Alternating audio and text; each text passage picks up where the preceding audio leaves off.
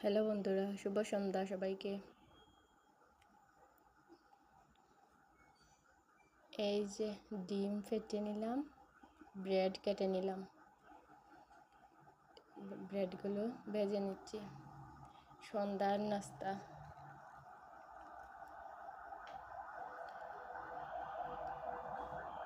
ব্রেডগুলো ভালো করে ভেজে নিচ্ছি। কে কী নাস্তা করলেন বলেন তো?